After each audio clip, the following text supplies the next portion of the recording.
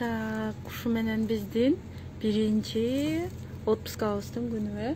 Кудай буюрса, соода кылып келдик. Өзүңөр билгендей эле өзүбүздүн популярный магазинибизден алдык. Өтө деле бай адам эмеспиз го.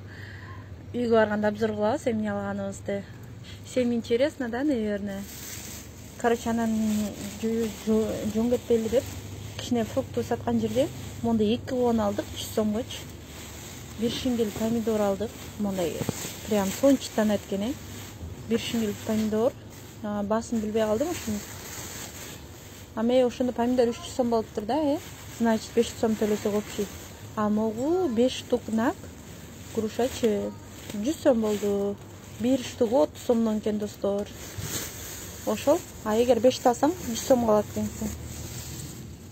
Ошол кечки Лондондо кетатабыз. Айланбаган жерибиз калбады. Бүгүн соода кылдык. Акча короттук.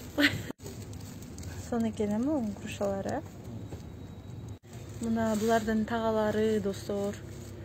Андай деле жүрөгүбүз түшпөйт. Көргөндө биз Москвада жүргөндө тагалардын эмесин көрсөк эле жүрөгүбүз түшүп калат го. Машинасын. Bu yerde böyle заведениялар, в принципе, воскресенье күнү саат 4-кө чейин иштейт. Андан калган саат 7-ге чейин, андан калганы монтип калган калдыктар иштей берет.